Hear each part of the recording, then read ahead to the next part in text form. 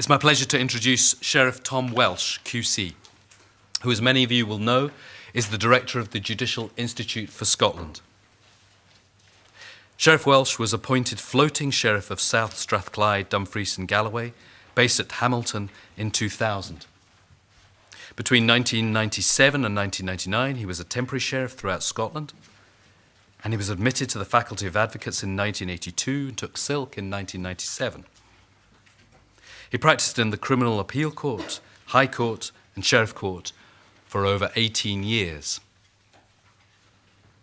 He was a member of the Faculty of Advocates Disciplinary Tribunal for 3 years, and he was appointed director of the Judicial Studies Committee, now the Judicial Institute, in 2008. 2008. And I think many of us feel that the Judicial Institute is one of the most significant developments that the Scottish justice system has seen in recent years, and much of that credit goes to our chair for this evening.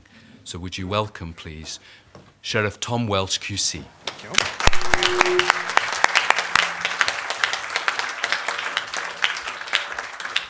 All right, well, thank you all very much, and thank you, Cyrus, for that very kind introduction.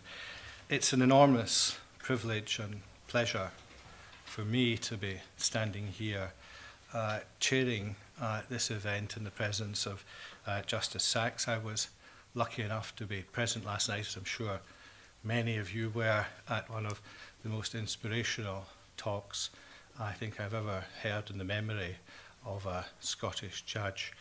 The power and the deep wisdom which we all received, the powerful insights of the justice dealing with the challenges of human rights and the dramas of a changing country were quite overwhelming at times. His personal contact with the family was something which will live with me for many years. Can I, having paid that small tribute to Justice Sachs, turn to the subject to hand? We are lucky enough to live in changing times. In 2050, when law students are being taught in this building, they will be told that the late 20th century and early 21st century was a time of enormous legal change, constitutional change in the United Kingdom.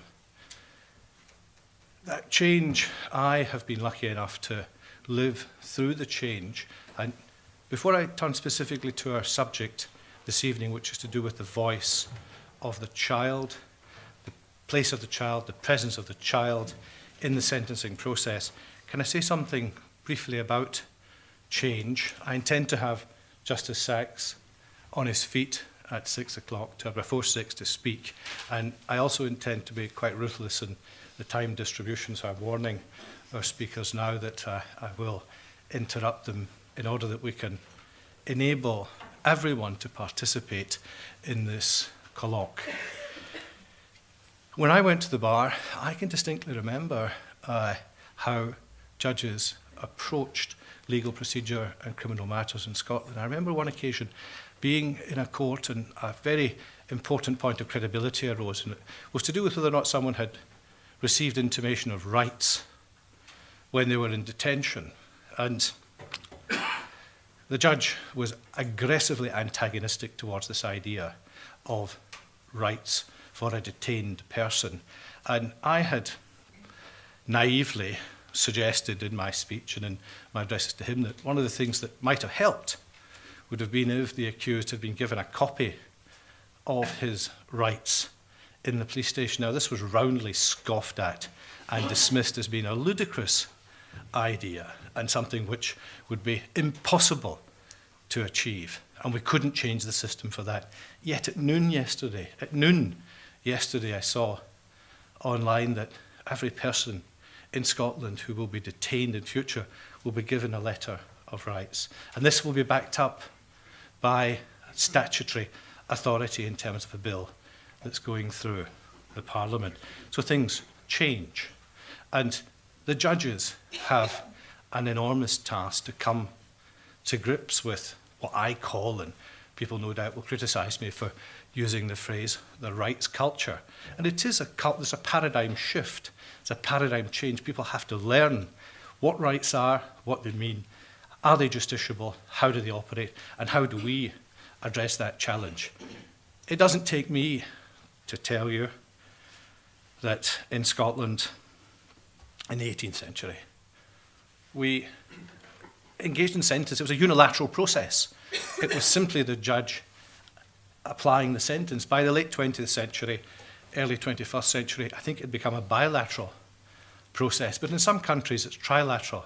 In France, the partie civile, the victim, has a right to be heard in the process. And we, from European directive, are putting legislation through our own Parliament, which will give more recognition to the rights of victims. I've put these slides on the screen just to make us think about the question of, is sentence only a unilateral process for the judge? Is it a bilateral process involving the judge and the offender? Are there trilateral elements involving the victim, as we seem to be moving into that landscape? And who else has a voice in this process? What is the position of the child? Does the child have a voice and a right to expression in that forum? And how do we characterize that? Is that the right of the child, or is it the right of the offender? Or where in that line does the right, how does the right crystallize? These are some of the ideas which I think might emerge from our discussion. We can see from these slides that from the information we have, that plenty of prisoners have children. But yet when I was sentencing, I do not think that I was properly focusing my disposal by taking anything into account beyond the public interest, the nature of the offence, and the circumstance of the offender. So we're travelling deeper into the circumstance of the offender, or are we recognising the child as an autonomous citizen with rights? This is the scope, the parameters of our discussion. We're joined by Justice Albie Sachs, who needs no introduction from me. His stellar career is known to all of you.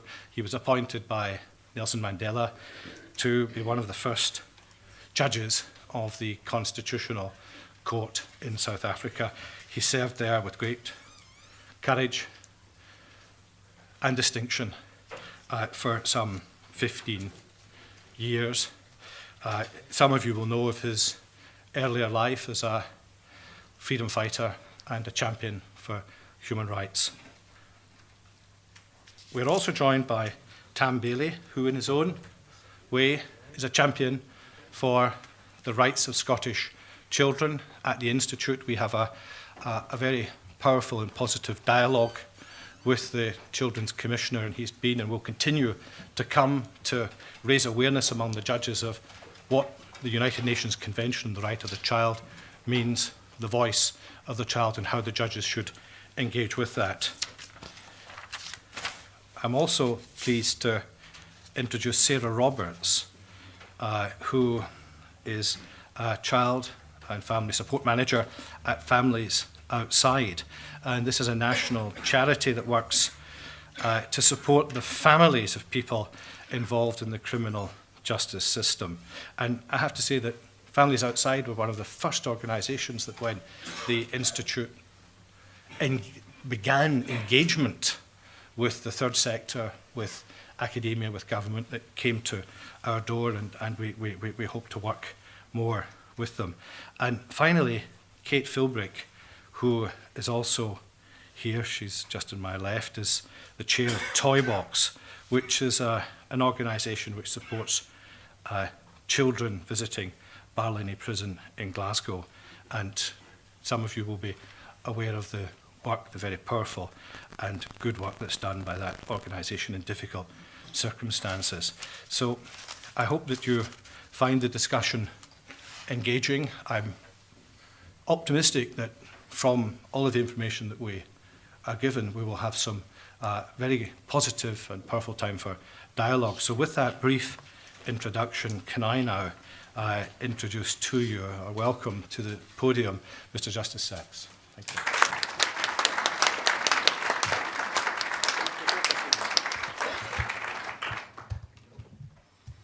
I see it's exactly 6 o'clock.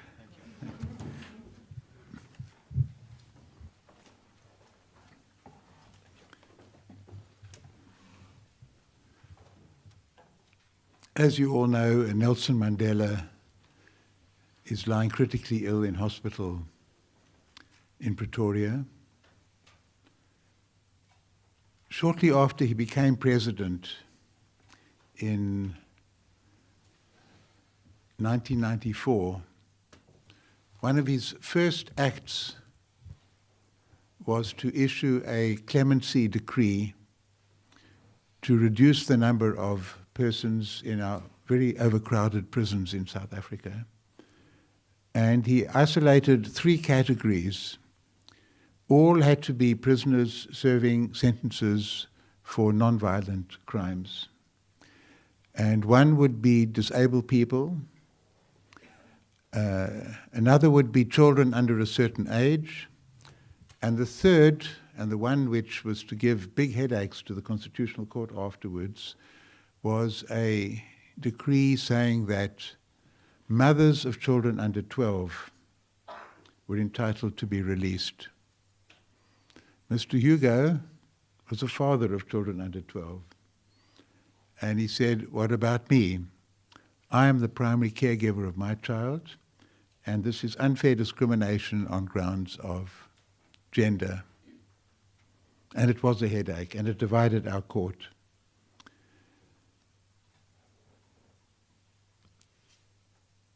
We were all agreed that the ideal would have been for him to say the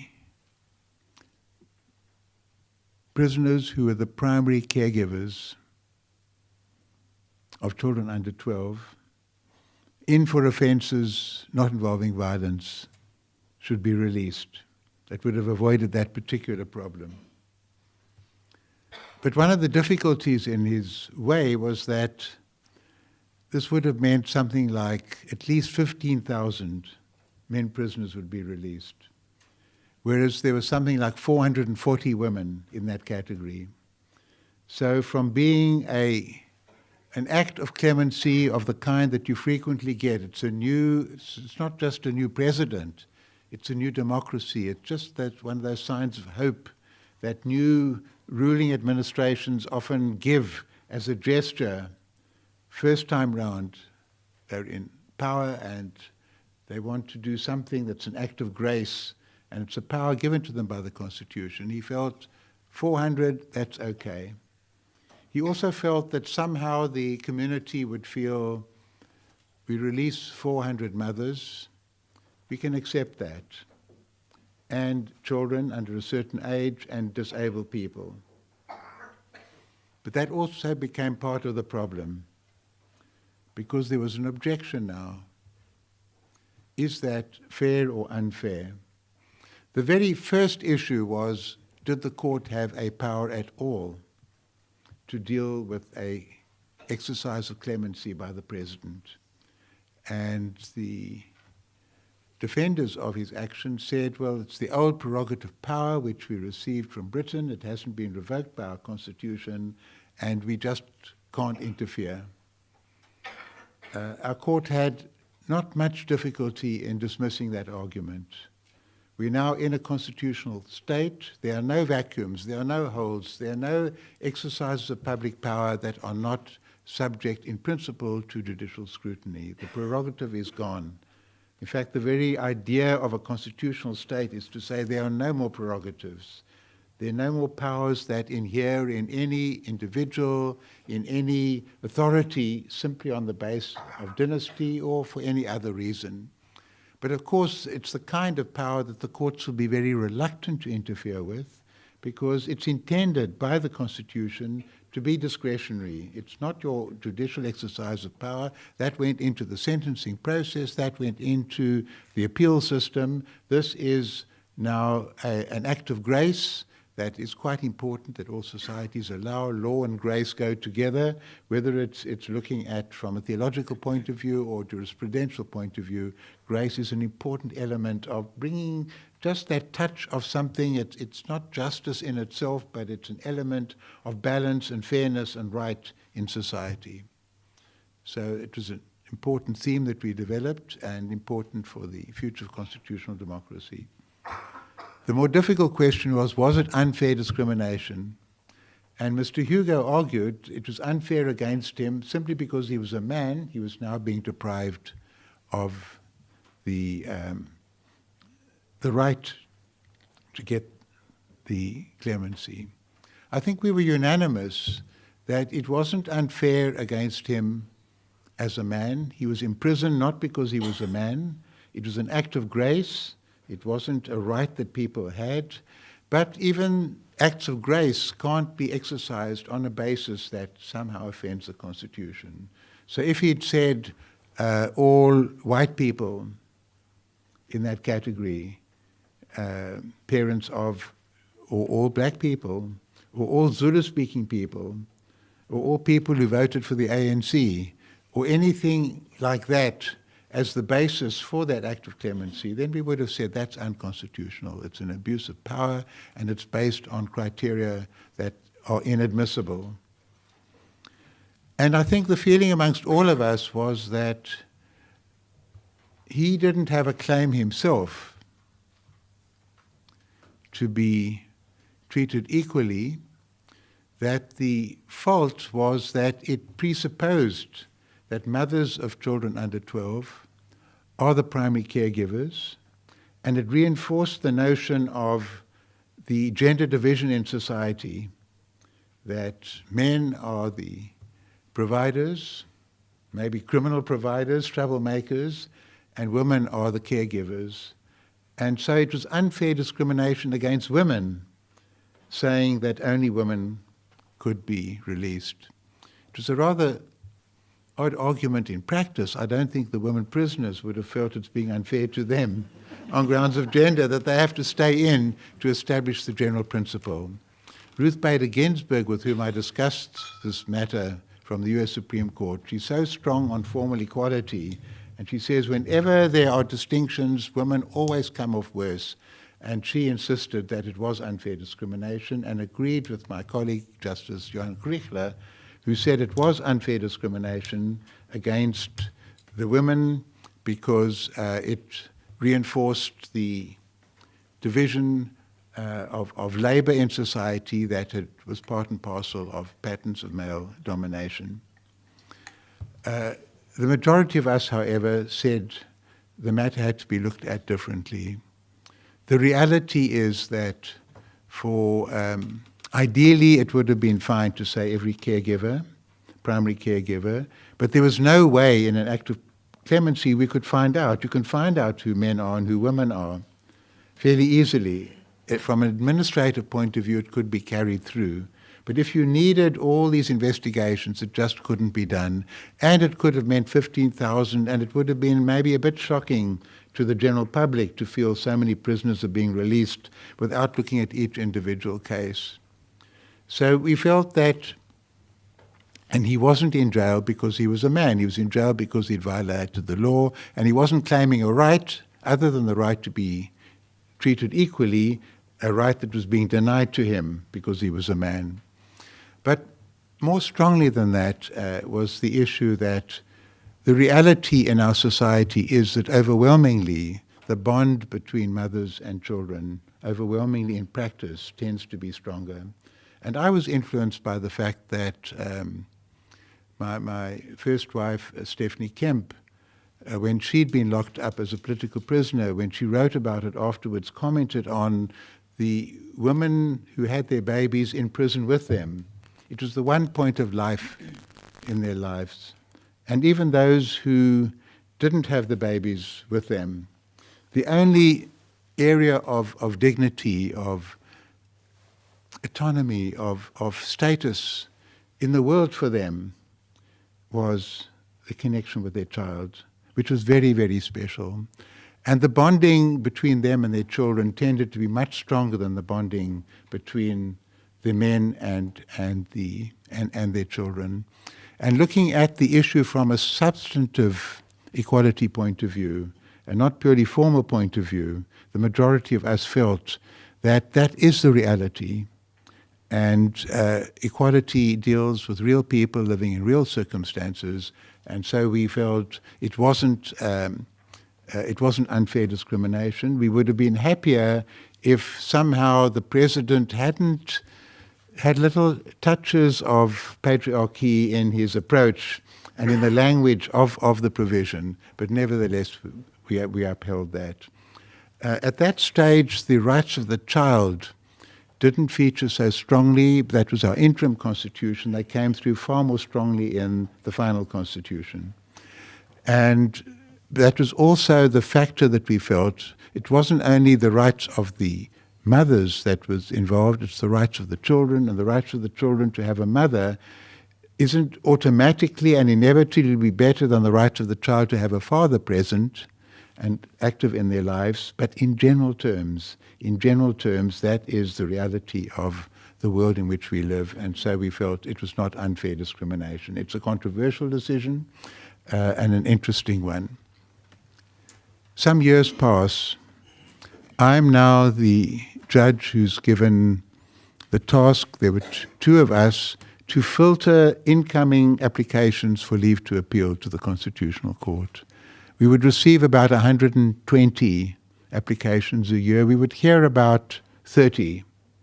So it's quite a high proportion of cases that we would grant leave to appeal. And each case, being a new court with a new constitution, each case was a landmark.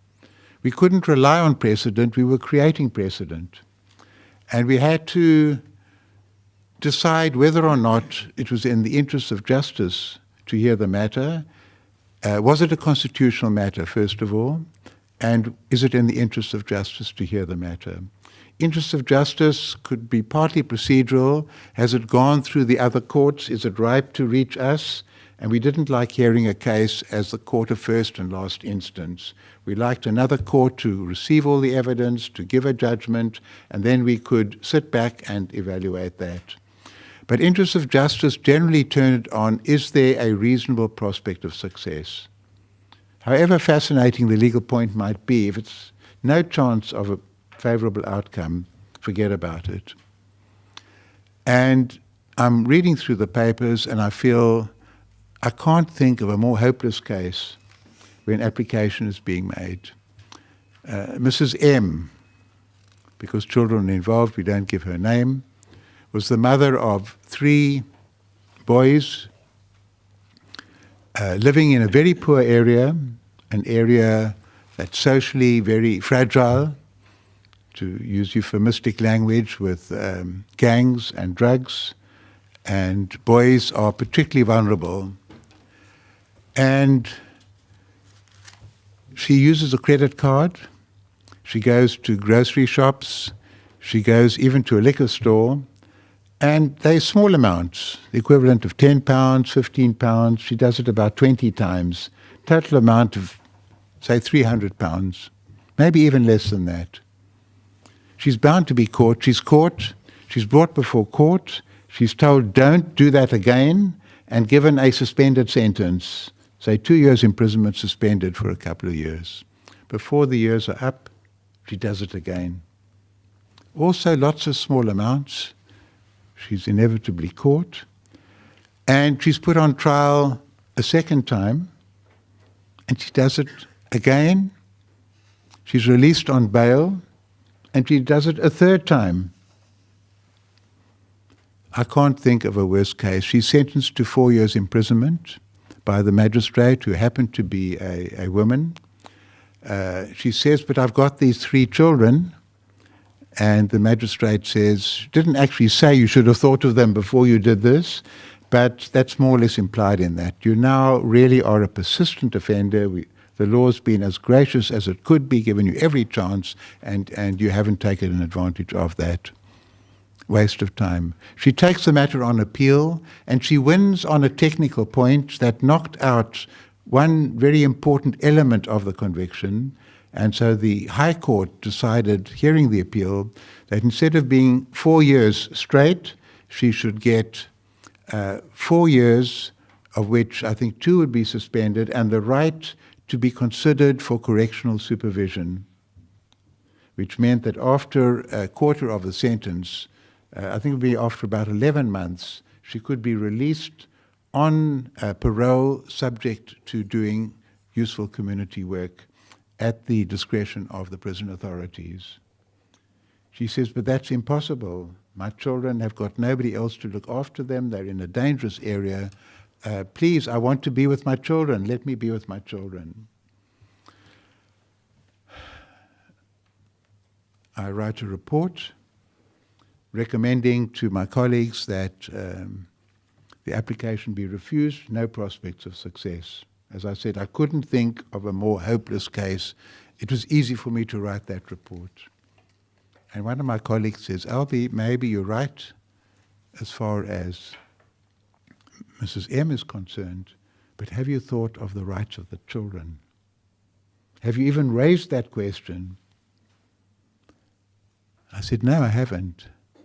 So it was she said, isn't it about time in matters like this that we insist that the rights of the child be raised?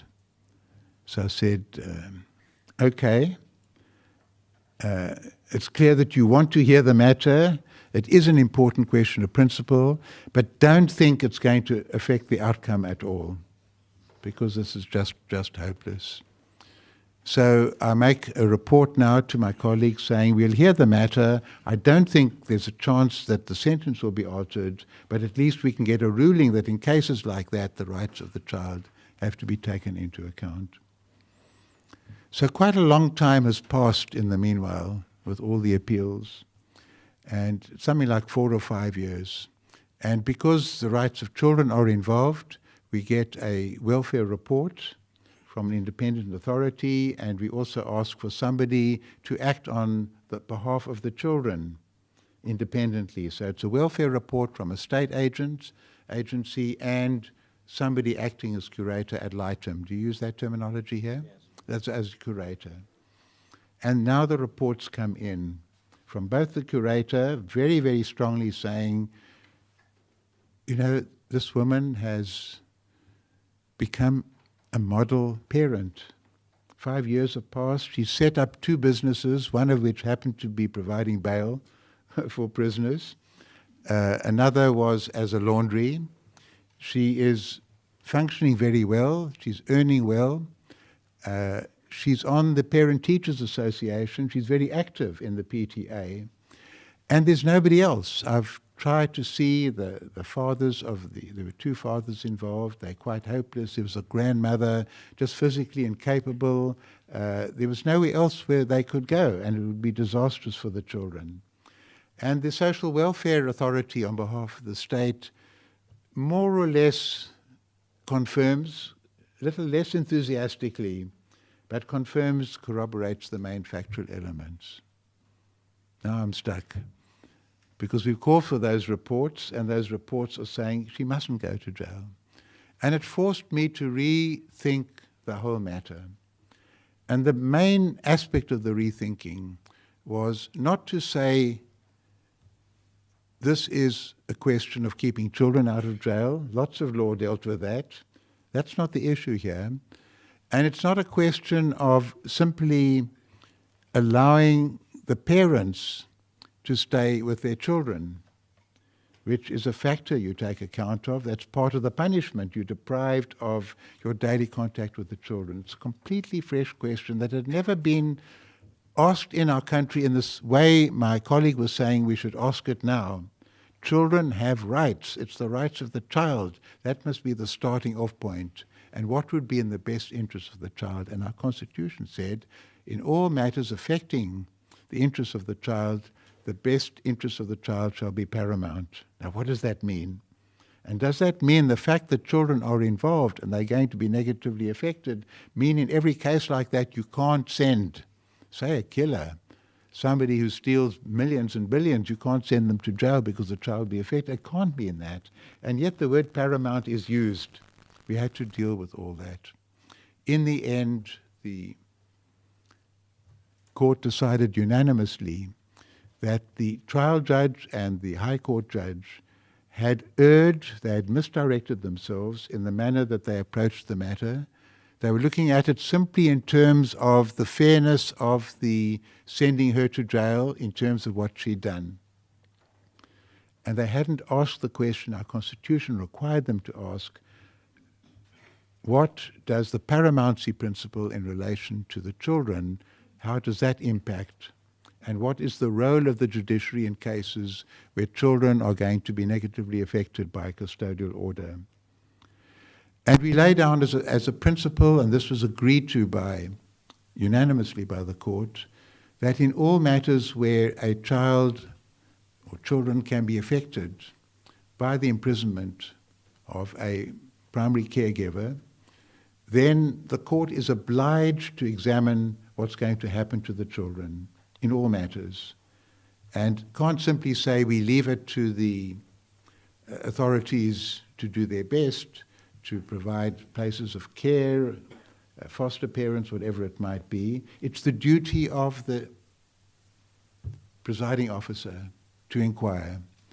And it might be that the mother, say, or the father has to go to jail because of the gravity of the offense, previous convictions, whatever it might be. But then you can't simply say the duty of the judicial officer is over and now we leave it to the social welfare people to pick up the reins.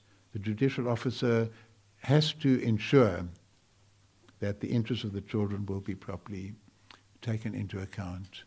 And in a case where there is any possibility of finding a non-custodial order that would meet the offence, then this should be a very strong factor, not because of the parent wanting to be with the children, but the rights of the children to be growing up in the circumstances that would be most favourable and the circumstances envisaged in the Constitution.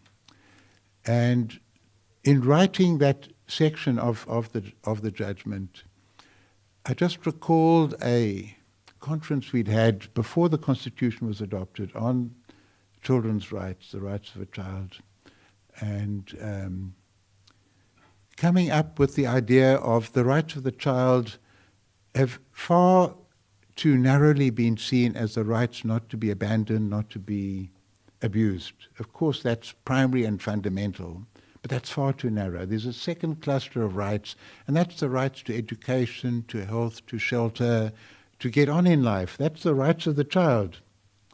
But I said there's a third cluster of rights, and it was so strong in South Africa. I felt what I'd had as a child. I could climb the mountain, I could go to the beach, I could think of traveling, I could have access to all sorts of things.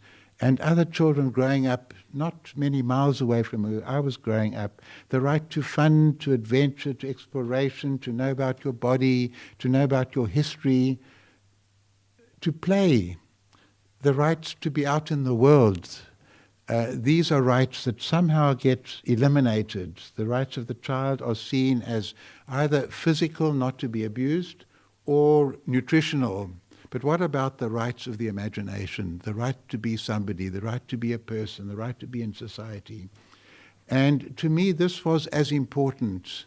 The rights of these children to survive, to go to school, could have been met perhaps by the state, but the rights to have somebody in the home, somebody close to them, the rights of nurturing, the rights perhaps not to feel the same weight of disgrace that your mother is in jail. If the circumstances permitted, a non-custodial order should be very, very important, and made the point that children are not simply tied umbilically to their parents, so that if their parents sink, they have to sink with their parents, that we have to sever that and we have to look at the rights of the child as an independent person, and the child not just a miniature adult waiting, add some water and the child expands to become an adult, but the child is going through life and learning and exploring and becoming a person, and you want that child to become a person who's going to fit in with society, contribute to society. And if we can find a way of society helping to rescue the mother and keep the bonds together, that would be consonant with the rights of the child. And so it's quite an expansive judgment, if you like, one that I got enormous satisfaction from laboring over and writing, because it went beyond simply trying to find a legal definition of what does paramount mean, although that was quite difficult in itself. And we could draw on the African Charter of People and Human Rights, which is very expansive and goes beyond most international charters dealing with the rights of the child, because in Africa, in particular, children are seen as very, very precious. And the famous saying is, it takes a village to grow a child. It's part and parcel, and it's part and parcel of the hope in our country, where for the majority of people, their lives were blighted from the beginning, and we would have a new generation growing up in a post-apartheid South Africa. So that became the law in our country, and the very first person to pick up on it, on that case, was here in Scotland. I don't think it was yourself. This was a couple of years back, and it was somebody who was aching to make these very points, and it's always useful to have a judge. It can be a judge in Patagonia or South Island, New Zealand. I'm thinking of faraway places. It doesn't matter. Somehow it's different when it's cast in that rather solemn language of a judgment. And so it was very thrilling for me to come not long afterwards to Scotland and to see that decision I'd written being hailed now as something that possibly given far more virtue than it really deserved, but it was very useful and very convenient to resolve arguments here in Scotland. Thank you.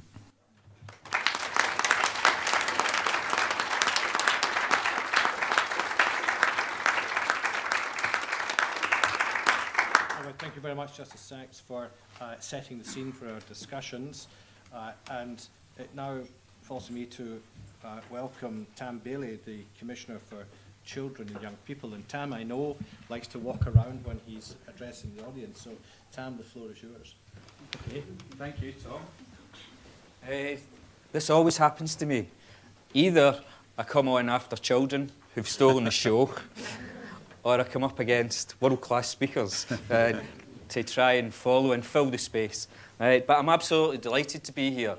Delighted because my first public engagement as Scotland's Commissioner for Children and Young People was to introduce Justice Albie Sachs on the basis of the work that had been initiated by my predecessor, Kathleen Marshall, coinciding with the judgment that Albie Sachs had made. And it was my job to give the introduction. And I think I fluffed it. And the reason I think I fluffed it is because there's a moment when you are addressing an audience where there's a silence. And you're trained to jump into that silence, which I did, to introduce the evening.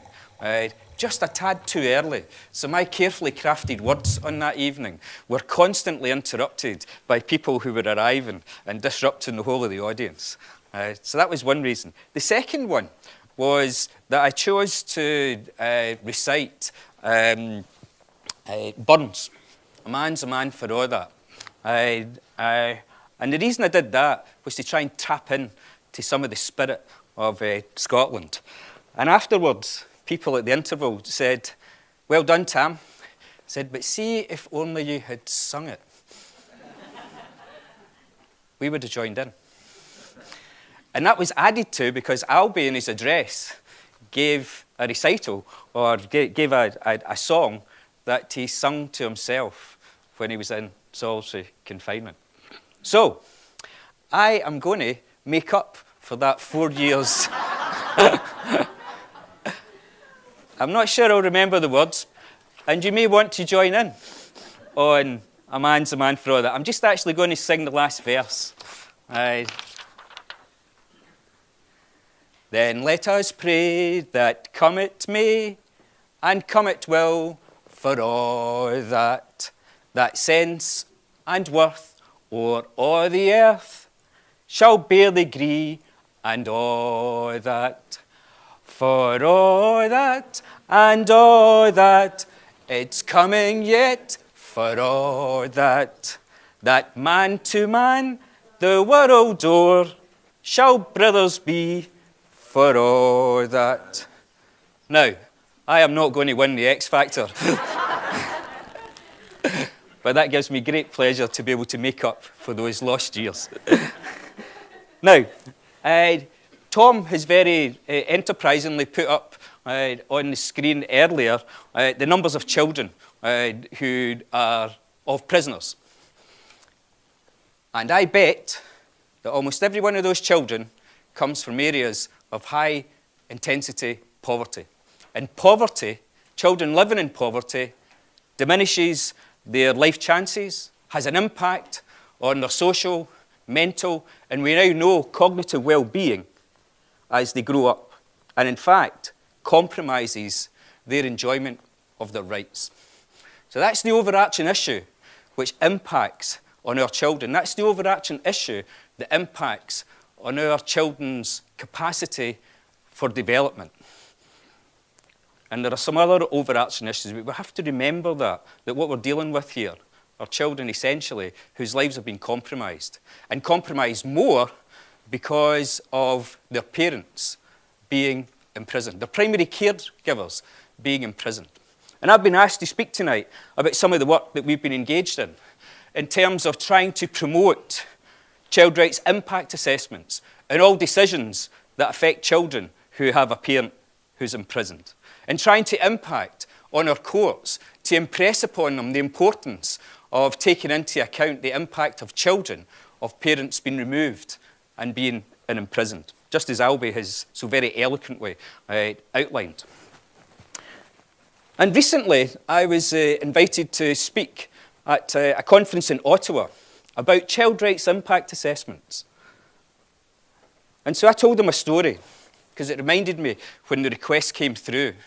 And this is a story of a man called Robert McMath, who is in Ann Arbor in Michigan, in the US. Now, he's actually somebody who markets products and actually is a bit of a hoarder. He wants to actually create a reference library for goods that are marketed by different companies. And in fact, he stores them in what looks like a supermarket, one of every item in this store. And what he didn't know, maybe he did because he's a marketeer, is that about 90% of the products on supermarket shelves don't actually sustain their life, don't actually make it into the Kit Kats and the Mars bar category. They actually fall by the wayside. They become failed products. And in fact, that's what Robert McMath's collection was known as, the Museum of Failed Products. But it's a very profitable museum of failed products, because other people that are marketing goods want to learn the lessons from those goods that haven't quite made it.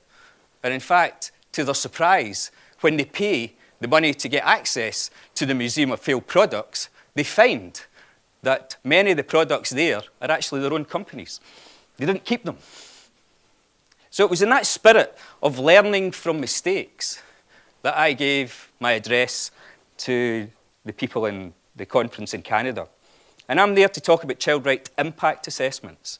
Child right impact assessments, which in Scotland we have a model, which we have generated a lot of activity around, but which declined in use, partly because it was a responsive tool. It was a responsive instrument in terms of what was at that time, during the late 2000s, lots and lots and lots of government legislation.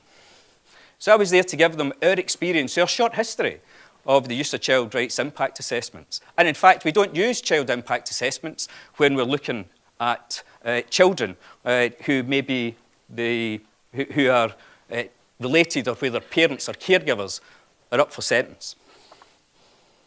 But there was a hopeful note in this story, because I was there to say, recently, I have detected in Scotland some increased interest in looking at child rights impact assessments. So my office receives inquiries from local authorities or health boards. We haven't yet convinced the government, and we haven't convinced them on the strength of the new legislation to look at child rights impact assessments. But the thing that astonished me in Ottawa was that there were similar reports of a very similar pattern of people having generated a lot of activity around child rights impact assessments, that going through a process of decline, but recently, much more interest in it. And in fact, that was the whole purpose of the conference, was to try and promote the use of child rights impact assessments in Canada. And so I've been rejuvenated in my own efforts, particularly in the area of children of prisoners, but not only that, to look at how we can capitalise on what I see as some very progressive practices within Scotland, so that we can actually achieve some of the recommendations that are in the original publication about children of prisoners, but also the review that we published in 2011, which again suggested that we should be looking at child rights impact assessments and all decisions, all court processes in terms of children of prisoners, prisoners to be, but also particularly at that point of sentence. Not that it determines the sentence, but the key thing is about borderline cases, about those cases where it may shift the balance. Now, the reason that's so important for me isn't just in terms of children's rights. Albie's already outlined the very powerful arguments in respect to that. But Albie also talked about bonding.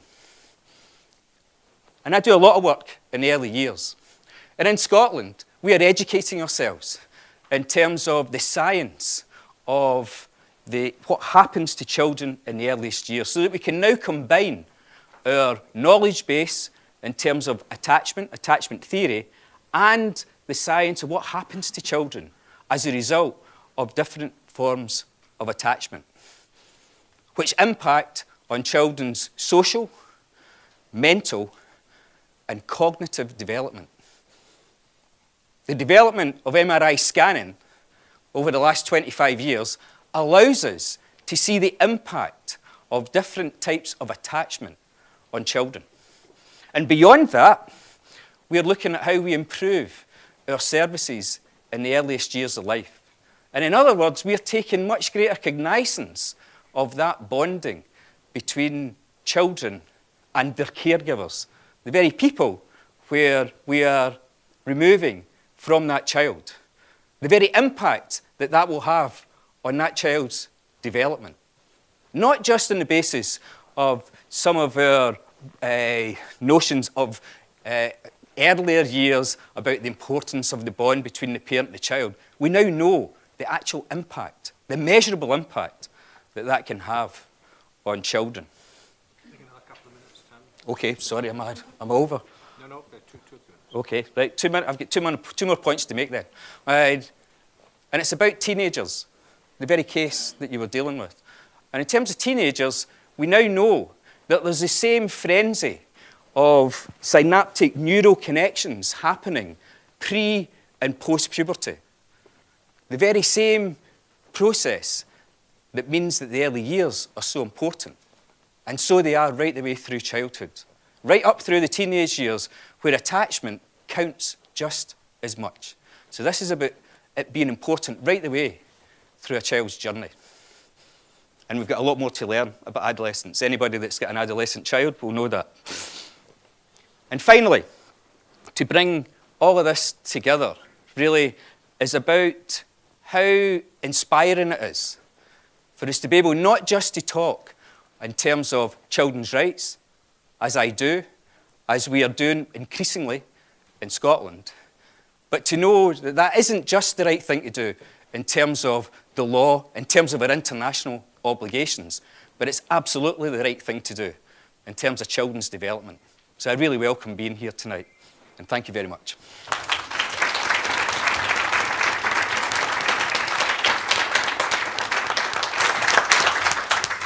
very much for the Scottish perspective. We move from international, national now to two practical insights into the supports that are available for families and children in these kinds of situations. Sarah Roberts now has the floor. Sarah, please take the podium.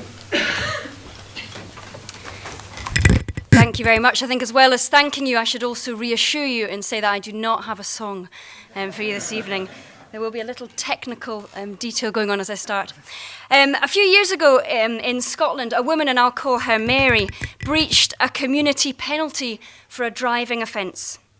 She received a 4-month sentence and served one of those months in prison. Mary is a mother of 4 young children, and that 1 month in prison meant that her children were taken into care. 1 month was long enough for Mary to lose her home as well. 30 days in prison, resulting in 4 children in our care system, and a homeless woman desperately trying to regain custody. Mary served her sentence, got her own accommodation sorted out, but 2 years after, the children had still not been returned to her care. She was able to see them on weekly supervised visits for 3 hours at a time. And I wonder if things might have been different if there had been a child and family impact assessment, in which a detailed report was written prior to sentencing which outlined Mary's full circumstances. A report that said Mary suffers from mental health problems, and that highlighted the fact that prior to sentencing, she had been struggling to make her rental payments. A report that made it clear that there weren't appropriate care arrangements available for her children within the wider family. If the judge in Mary's case had been aware of her situation, I wonder if she would even have received a custodial sentence. Mary's story came to the attention of families outside after her sentence and after she had already lost custody of her children.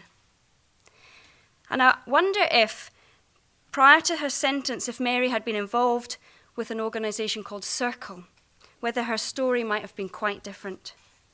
Circle supports families affected by imprisonment within their FABI project. That is both an acronym and an adjective, because what they do is fabulous. As well as offering emotional and practical support to people affected by the criminal justice system, Circle staff advocate on behalf of those facing a potential sentence. They write letters to sheriffs, telling them about the support that their client is engaged in, explaining the potential impact on family members, and outlining ongoing support that Circle will offer. And what's encouraging is that sheriffs are listening. They're welcoming this information, and it's helping them in their decision-making. And perhaps if Mary had been involved with Circle, her story would be quite different. Because surely justice requires that those who are not guilty of a crime should not be punished. Mary's children were innocent, and yet the punishment they received in the form of separation from their mother will have a long and lasting impact on them, and we will all pay the price of that.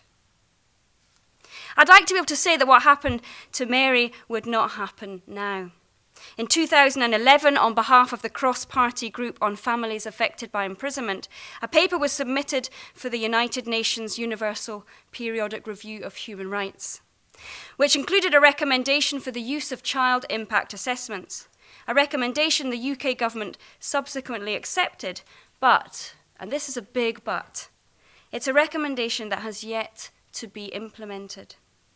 In fact, in 2012, the Angelini report stated that child impact assessments were not necessary as a distinct recommendation because they fell within the role of the Criminal Justice Social Work Report. But court reports are not required in the majority of cases, nor do they provide enough detailed information regarding family circumstances or the impact on children. Knowing that Joseph Smith lives with his partner and has 2 children aged 8 and 10 does not tell the sentencer that Joseph is the main breadwinner, that Joseph's partner cannot work due to chronic illness, nor does it convey the fact that Joseph's imprisonment will mean that his 10-year-old becomes a young carer for his mother and has to take on an amount of responsibility for his younger sister. I'm not saying that Joseph shouldn't go to prison because of his circumstances. Perhaps his crime is a serious one and a prison sentence is appropriate. Child impact assessments are not necessarily about finding ways of reducing prison sentences or even avoiding them, although I think Mary's case and perhaps Joseph's might argue that they can be. Child and family impact assessments are about exactly that, looking at the circumstances of those who will be affected by the sentence, the innocent victims, the children and family, and asking how can we minimize negative impact here. It's about a focus on the family, not on the offence.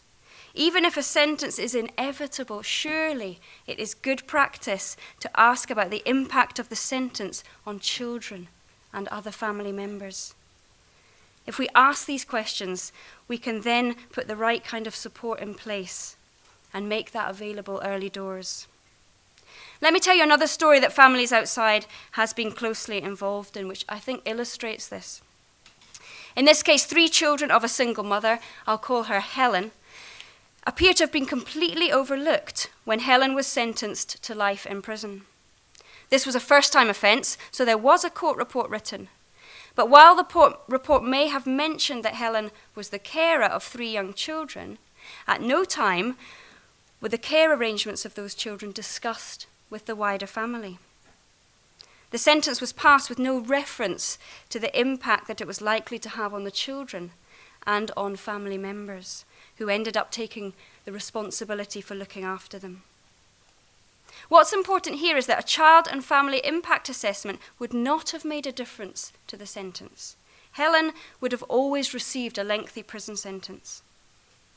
But a report highlighting the needs of those children and of the family now caring for them would have made an enormous difference to everyone and to their subsequent access to support. And I know this because I was those children's teacher in a secondary school in Edinburgh. I only heard about the crime from newspaper reports, and none of those newspaper reports talked about the impact of what had happened on Helen's children. The newspapers didn't mention the trauma the children had experienced, the shame they felt, the bullying they received, the mental health problems that 2 of them subsequently developed. The papers didn't tell of the pressure and strain on the family members now caring for those children. And because no one asked the family how this might impact them, because there was no conversation about support available, the family struggled on. And because, as a school, we didn't understand the impact of imprisonment on children, we struggled on too. Nobody talking about the main issue.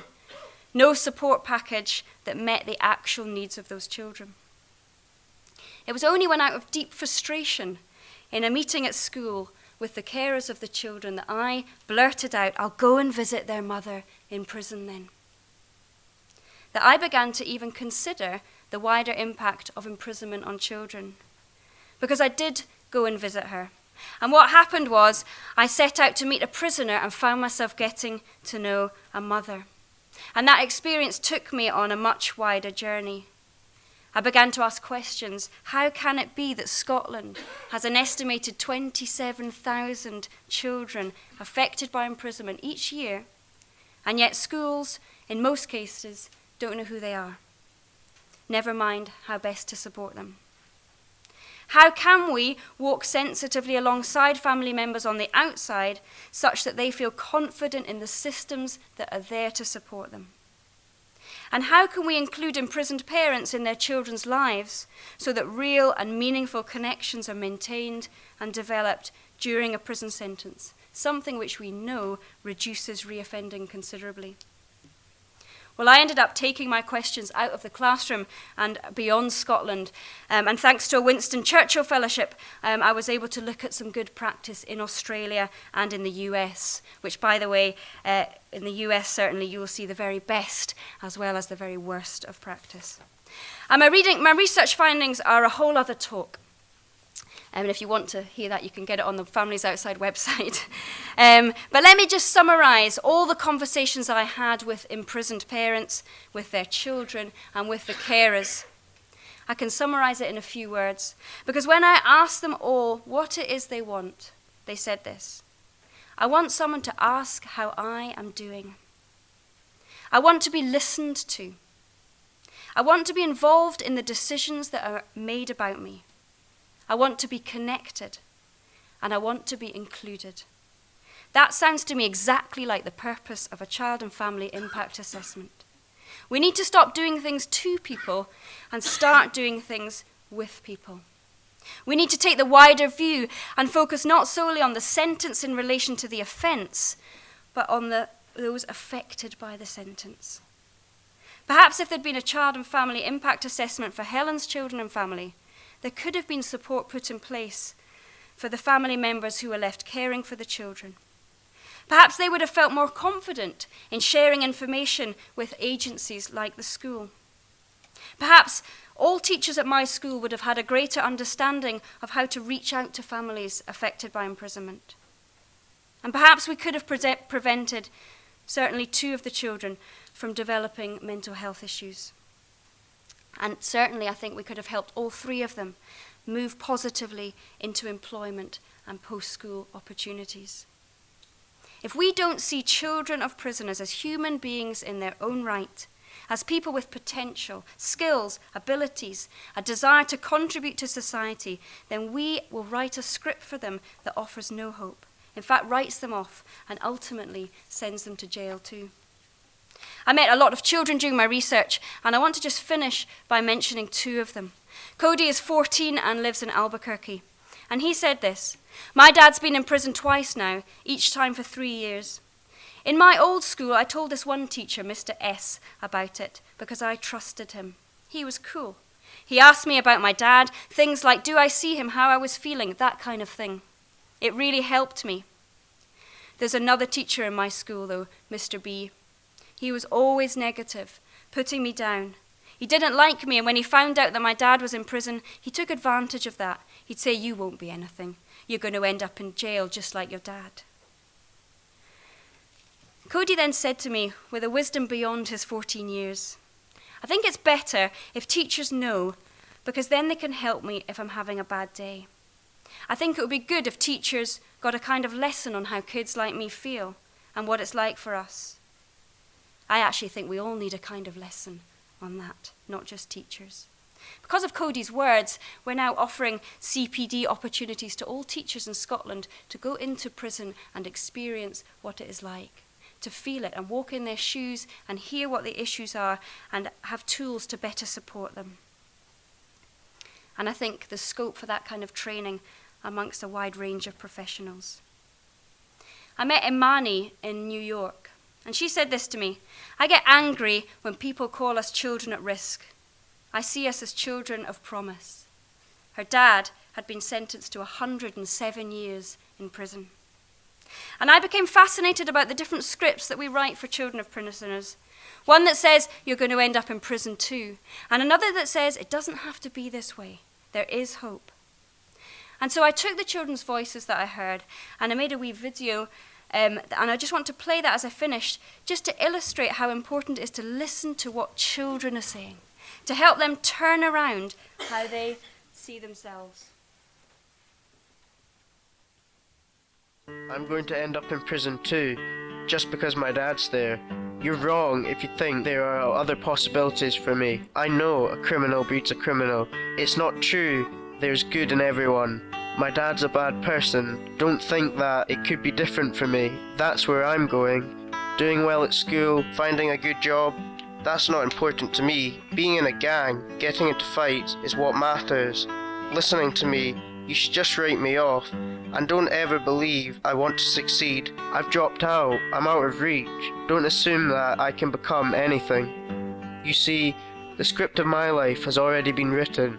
Don't dare to say there's still hope for me. If things were done differently, there could be potential. It's over. Unless you reverse your thinking, totally turn around how you see me, and don't believe it's over. There could be potential if things were done differently. There's still hope for me. Don't dare to say the script of my life has already been written. You see, I can become anything. Don't assume that I've dropped out. I'm out of reach. I want to succeed. And don't ever believe you should just write me off. Listening to me is what matters. Getting into fights, being in a gang, that's not important to me. Finding a good job, doing well at school, that's where I'm going. It could be different for me. Don't think that my dad's a bad person. There's good in everyone. It's not true a criminal breeds a criminal. I know there are other possibilities for me. You're wrong if you think, just because my dad's there, I'm going to end up in prison too.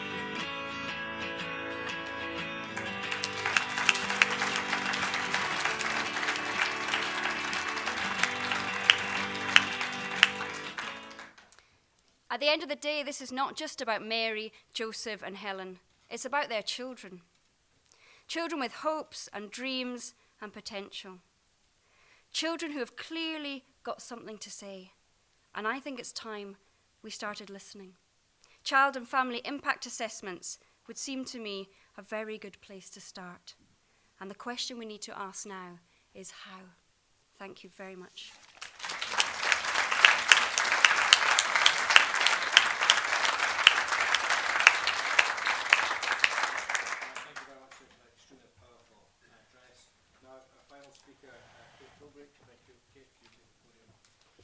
Well, I think Tam thought he had a hard act to follow, but actually after Albie, Tam and Sarah, I think it's almost impossible. So anyway, I'm going to bore you with a PowerPoint and a few facts because there is, I mean, it's very persuasive and it's really important, but there is also a huge amount of data that there is about the children affected by imprisonment, and I think it's important that that's there to underline where we are.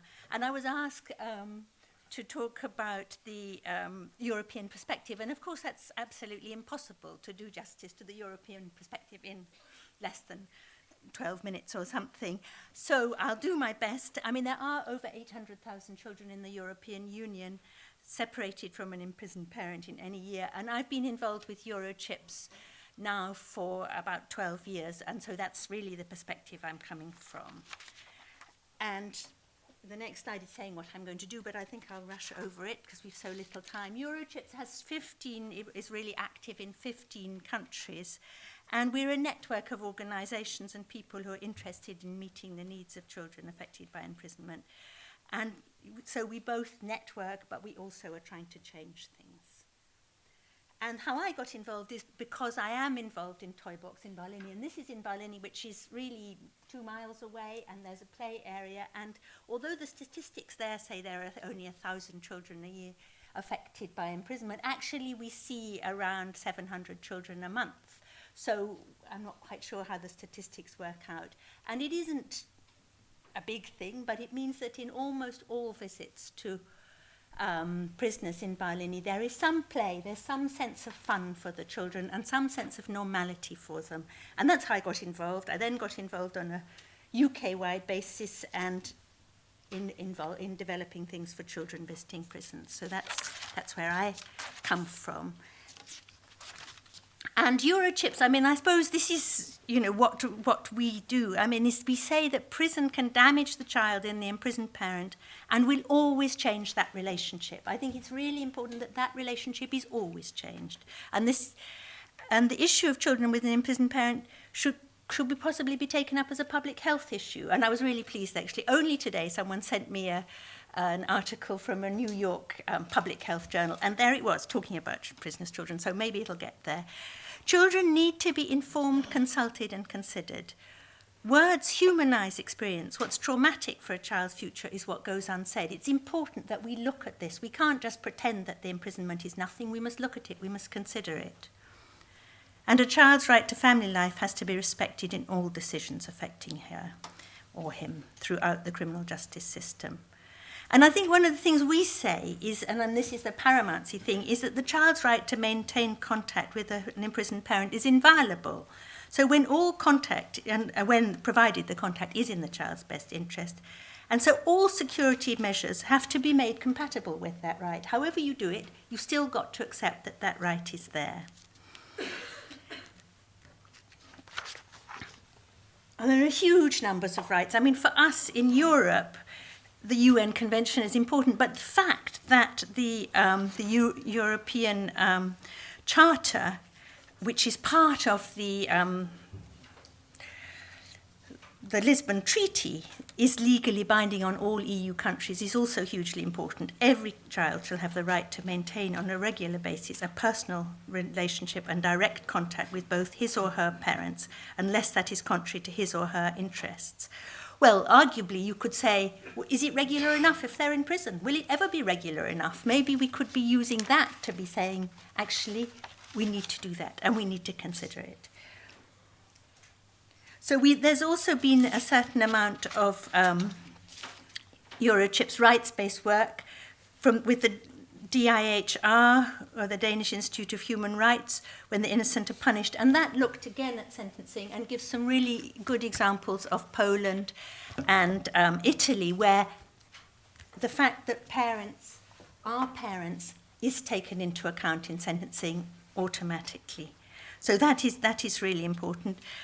I mean, the day of general discussion on the UN Committee on the Rights of the Child, I have to talk about that because that was just a huge event. It was the first international discussion about the rights of the child.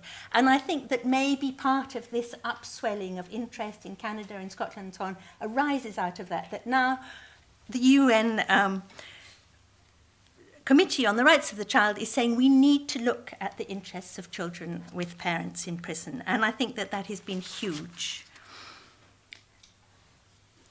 So, and they are, of course, we're also involved in the Forum on the Rights of the Child and the Fundamental Rights Agency.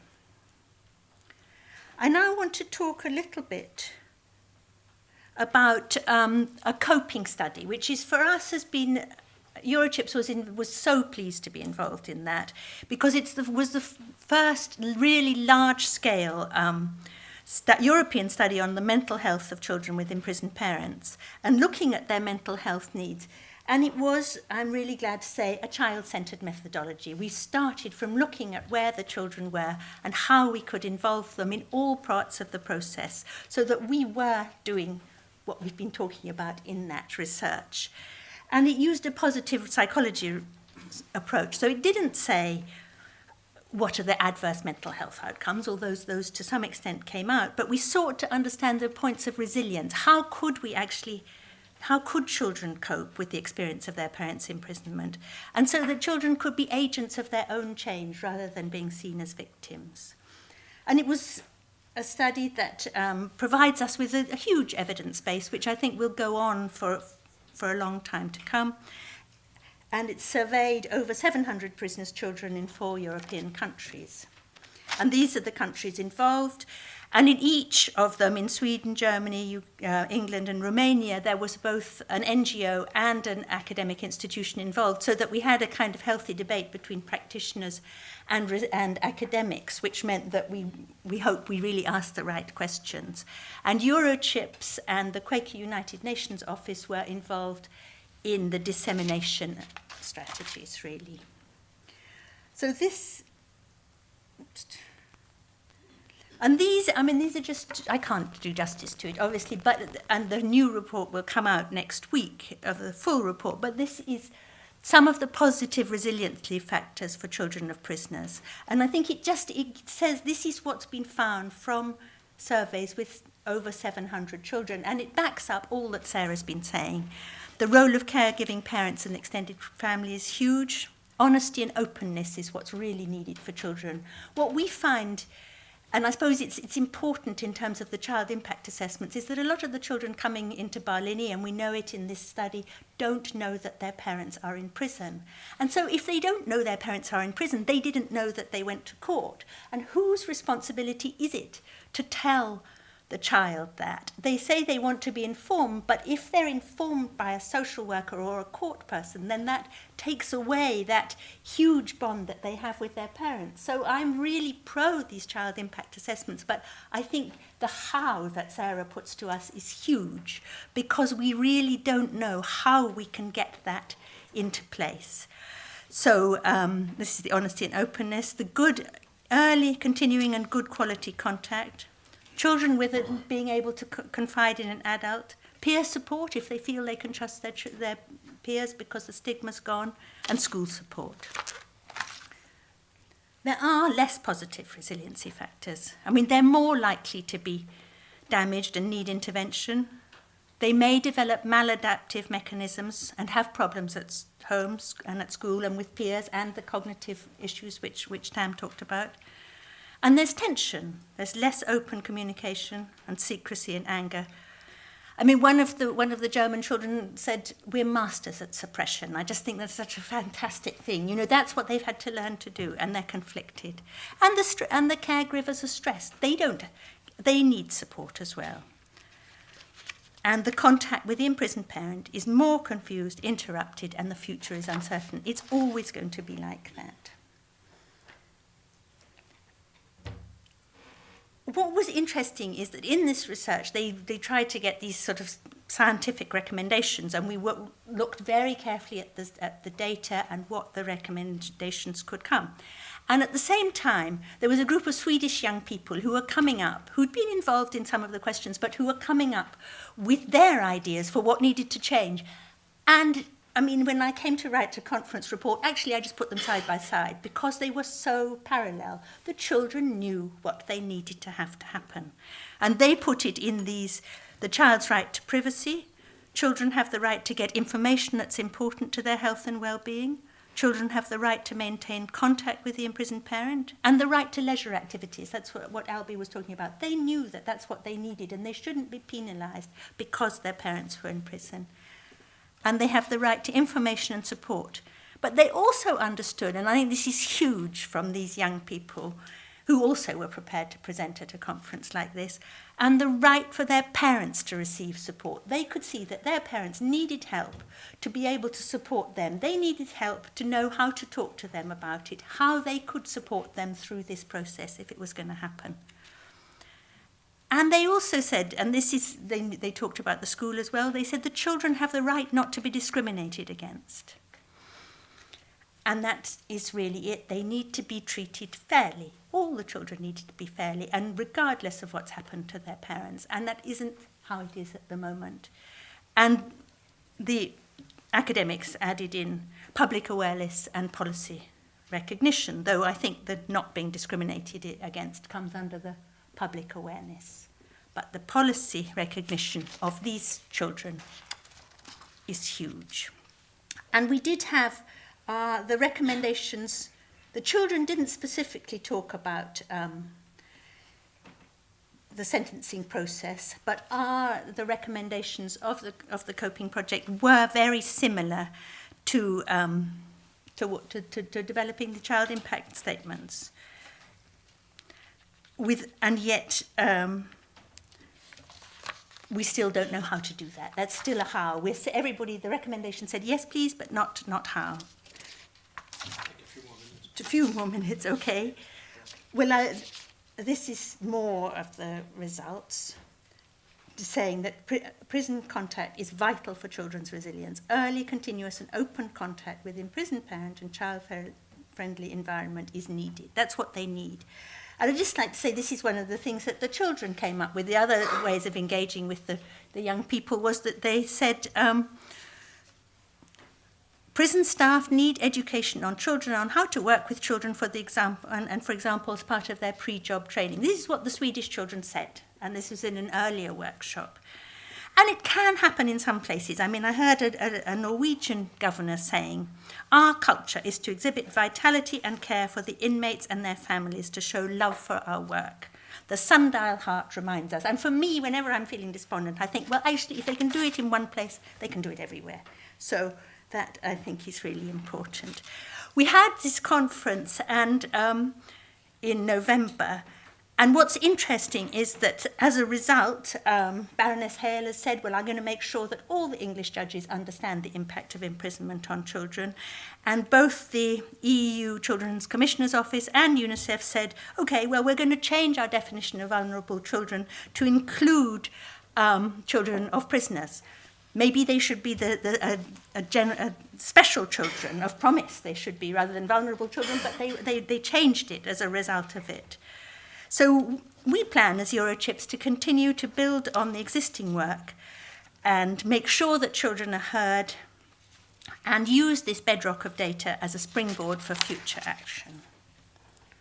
And just my final slide is really just to say, You know, children do find it really hard to say what's happened. This 9-year-old says, I don't really want to say what's happened. I don't like keeping it in, but I don't really want to say it out loud. So we do have to find creative ways of getting them involved. And this last picture, this little picture, the bottom here is done by a boy in Barlini who was one of the prize winners when we had a competition at Eurochips a few years ago. And so it brings me back to Glasgow. And at the recent cross-party group which we discussed, somebody said, well, why do they always say it's alternatives to prison? Why is it alternatives to prison? And I was in a car park the next day, and I saw a white van which said community payback, and out of it came a whole lot of people who were coming to tidy it up as part of their community payback. So we could just have it as custodial payback, and taking in the criteria that Albie says we should take into account the damage to family life, the effect on children, the community, and on the person who's offended, and that would be our way of deciding which kind of payback is it. We should look at these different interests and say, how should it be? And in any event, we need to ensure that the children are fine. So I just want to say that I feel hopeful because in Scotland we do have the children's panel system, which already has a way of listening to children. It is the envy of the world in some ways. So why can't we use this as a way to develop these child impact assessments in a way that is really sensitive to them? But that's further work to be done. So finally, you know, this is what one of our Eurochips just retired president says: we must hoist ourselves to reach the child on his or her level. And that's what the challenge for us is, really.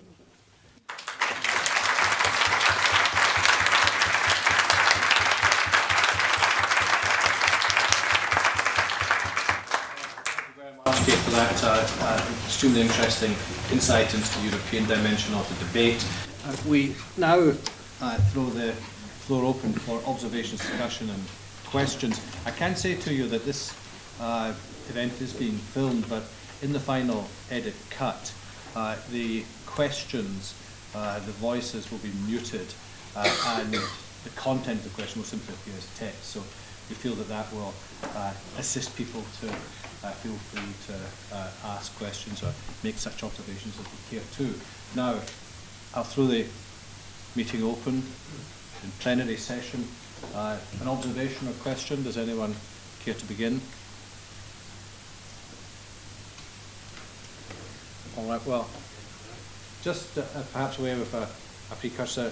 I myself, listening to the speakers, was taken by the acknowledgement by Justice Sachs that a right to the child's right is clearly not going to, the recognising the right of the child and the consequences of the child that imprisonment may have will not stop bad or evil people being imprisoned.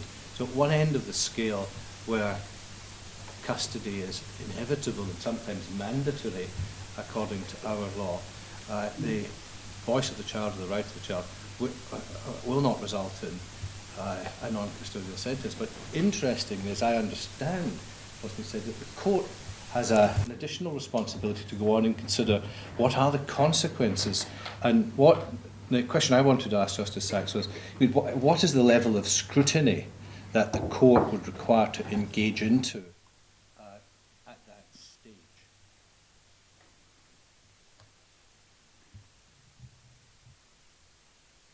I haven't looked at the judgment for some time now, and I just want to say I'm more moved than I hope to be by the discussion.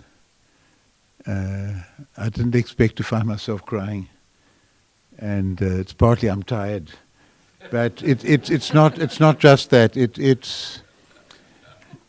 was that boy, and the feeling that there's so many things that are very hard to deal with, very, very hard, where you don't feel you can make much difference, but here you feel you can make a difference, and it's not so hard.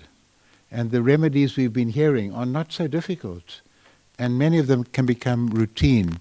And I remember my colleagues telling me that these are matters, it's not just enough to tell the judicial officers you have to look at the impact on the children. We have to give almost a manual, guidelines, the things that have to be done. So there is something in the judgment there that I wrote with the support of my colleagues, where we put down criteria and the sorts of inquiries that need to be made and the sorts of factors that have to be taken into account. So the first thing was to put it on the agenda. And that's not seen as part and parcel of the sentencing judge's task normally. The usual answer is you should have thought about your children before you committed the crime.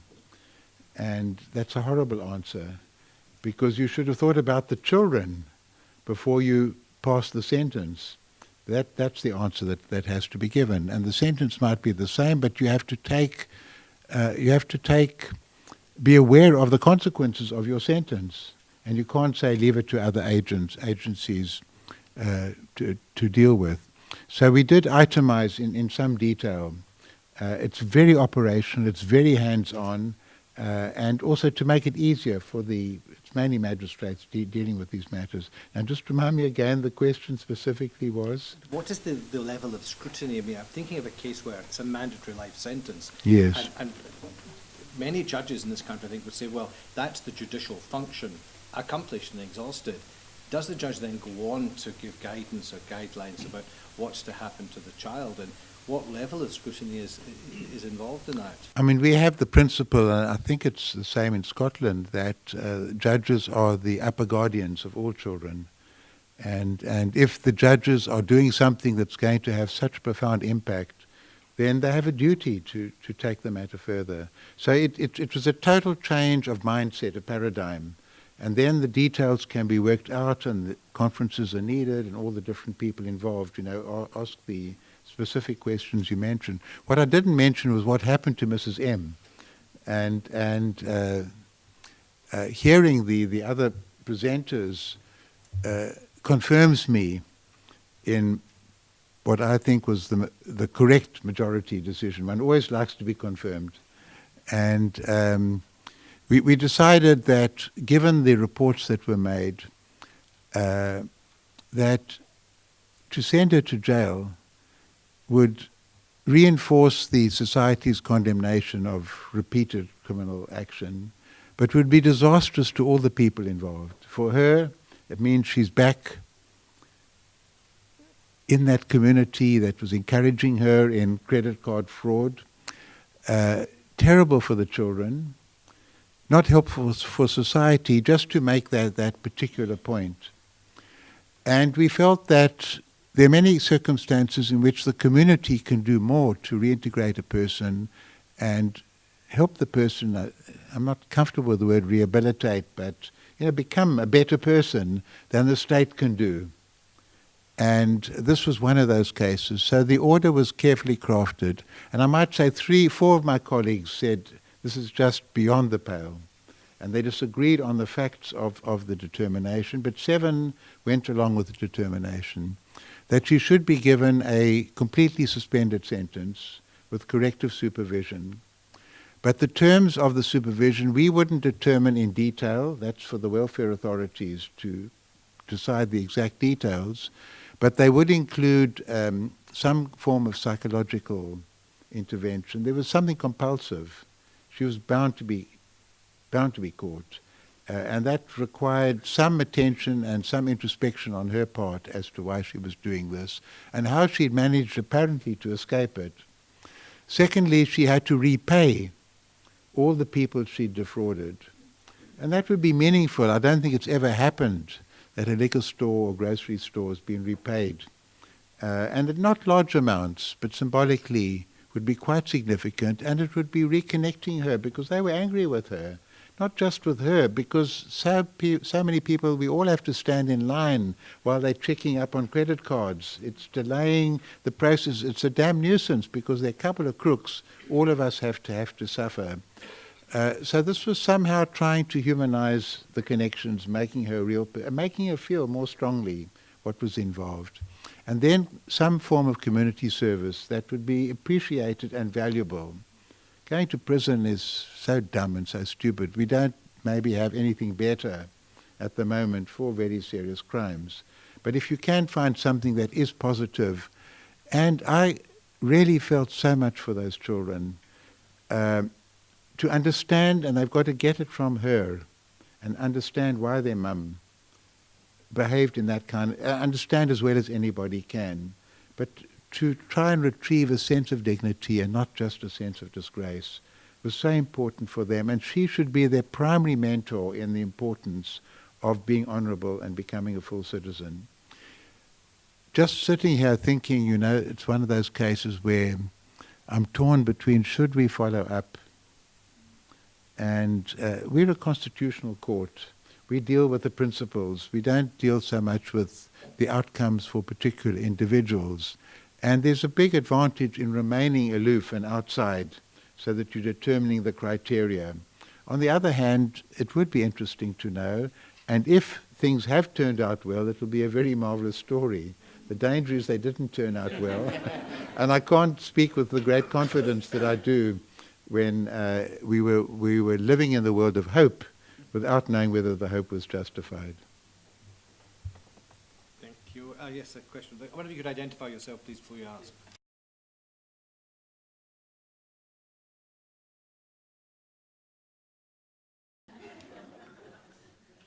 Tam, what do you think? A written constitution. Thanks, Tom. Thanks, John. This is very topical because we are sitting on top of proposed legislation, Children and Young People's Bill, that's designed to strengthen children's rights in Scotland. It doesn't go nearly far enough, in my view. There's an opportunity for us to actually better enshrine children's rights within our legislation.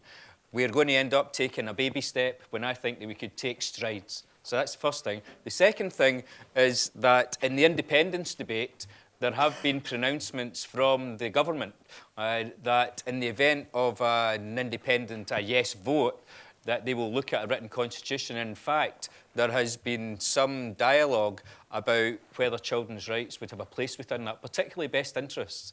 Now, if that's the case, then I think that's a really positive move, and it might take account, John, of some of your concerns. My question would be, why wait for independence when I think that we actually have the capacity to do that right now? And I'll be pressing as hard as I can, myself and other colleagues, to try and strengthen the position of children's rights within the legislation as it stands right now, whilst we still agitate for whatever is the outcome of the vote on independence. But the key thing is the direction of travel is pointing in the right direction, but the steps that we're taking, the measures that we're taking are not nearly strong enough. And I'll try and do as much as I can to embolden the government to take even bigger steps, and Parliament, because Parliament are going to pass the legislation in one shape or form. All right, thank you very much, Tam.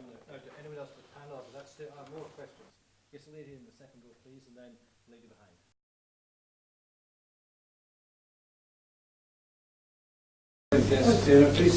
Well, just underpinning everything, Kate, I would say involve families and children in every decision that you make, at every step of the way. Thank you very much. Keep asking and keep listening. All right, Kate, do you have any observations to make on that? Well, I think that would really be the same, yes. I mean, ask the children and the families and ask the people who've kind of got experience of trying to do that at the very, very earliest stage, because it can be tiny little things that make a difference to how, whether it's welcoming to a child. And actually, it's about having people who know and just kind of involved early on, and the people who know most are probably the children.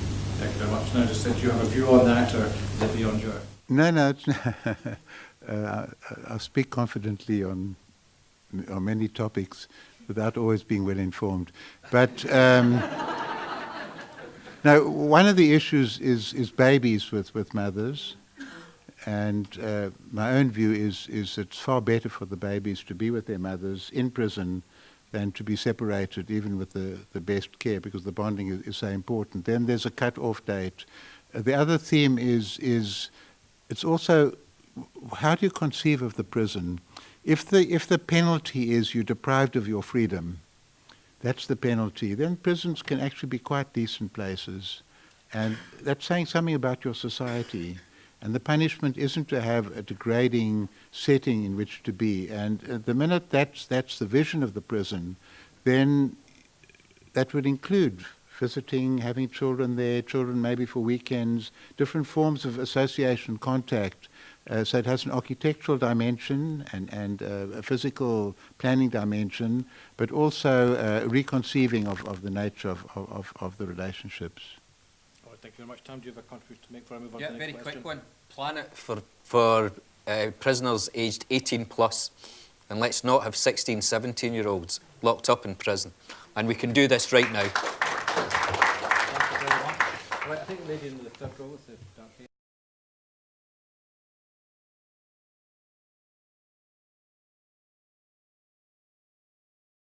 Yes, so we've started in February in Edinburgh Prison, Aberdeen Prison, I'm up in Inverness on Thursday, in discussions with Perth, Addywell and Shotts, and other prisons will follow. And I think we've taken about 120 teachers into prison in groups of around 25 to 30, and the impact that's had on them has been enormous.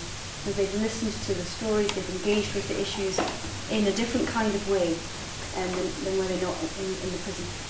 Yes, it's something we'd like to roll out to other professionals. We've got a fantastic commitment from the Scottish Prison Service at the moment, which has been great. And we're just looking at how we extend what we're doing with teachers to other professionals. All right, thank you very much. Now, there was a question.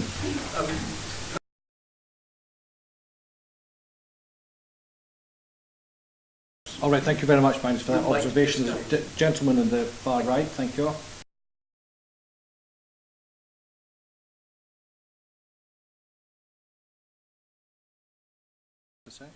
Yes, I don't really know. I know that there are lots of babies in our prisons with their mothers, and the general consensus of people like people in this room is it's better. The worst thing for those children would be to be deprived of their mothers, because then their innocence is violated even more, because then they're losing much more than just the freedom to play on swings and so on. I know there's a lot of debate about for how long, and the prison authorities want to get the children out, but I think a lot of pro-children groups would rather the children stay longer. But maybe one could have more flexible arrangements so that bonding continues, particularly in the first couple of years, and then there could be some connection maintained afterwards. But to be candid, I don't really know what's happening on the ground. Our prisons are not good. Generally, they're overwhelmed with problems, and the one point of humanity in the prisons where the women are the babies. All right, thank you very much for that. And yes, all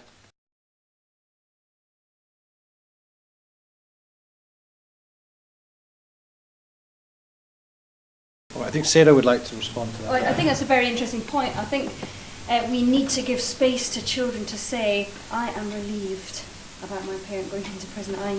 This situation is not good for me. We need to recognise that for some children it is a relief. And that's hard for children to cope with and process, and they need, I think what we need with child and family impact assessments is a range of professionals around the table making these very difficult decisions with as much information as they've got, including the views of children in a way that they're able to give without feeling under pressure. These things take time and it's complicated, and we won't find a one-form quick fix answer. And I think we need to look at how we do it in a way that gets the full picture so that we can make the right decision. It will be tricky. All right, thank you very much for that. Is it Tam? Do you want to just one thing? I think these are two separate things. The first one is about asking the question of what will be the impact on the child. The second one is about the assessment of risk for the child, regardless of the offence, regardless of what happens to the parent. And there should be oversight in that child's life as to the circumstances. I know it might not be all times. I know that we often don't reach children who are in vulnerable circumstances, particularly in neglectful situations. But for me, there's a separation of asking the question, which may assist the sentencing process, but also a separate assessment in terms of, is this the best place for that child? And that might even prompt that assessment at that time on children who previously have not been known to the system. So it could actually be of beneficial impact of making that assessment at that point. All right, I have time for one final question, yes.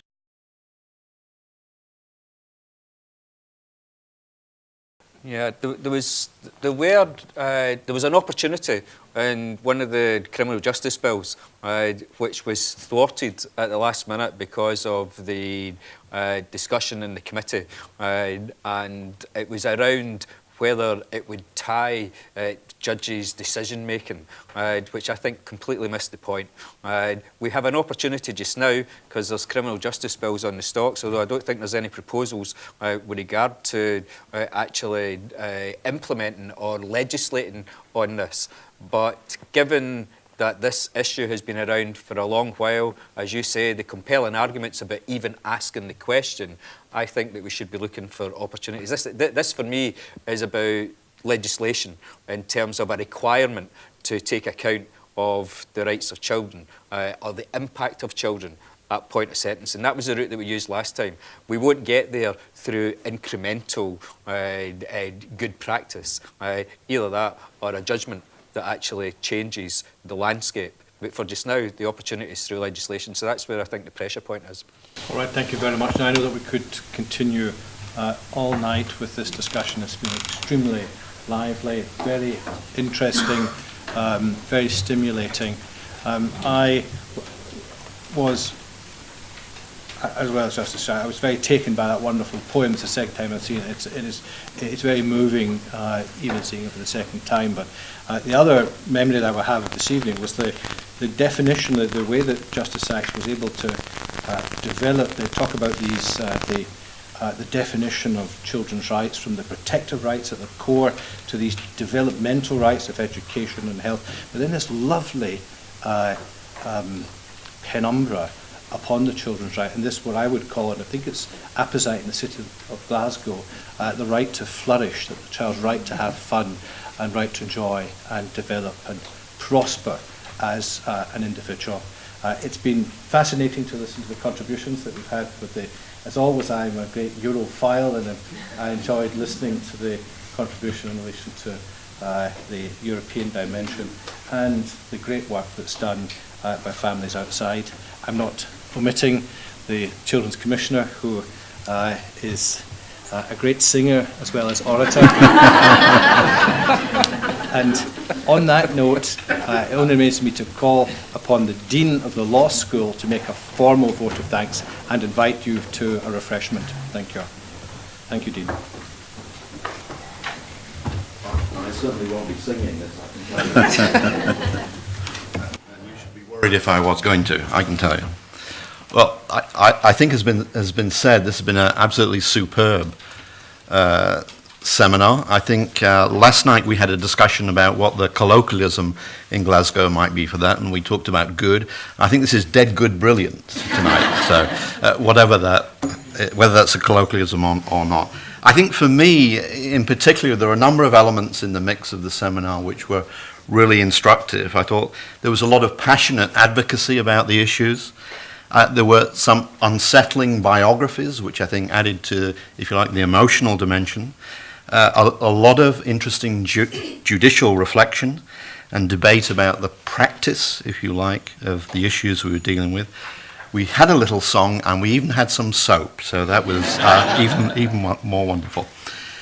And I think that spoke to the way in which, if you like, the panel had not only prepared, but the actual caliber of our panel tonight, which is superb, and the investment that each of you has actually made in making this such a successful evening. So I'd like to, on behalf of you, the audience, thank the panel.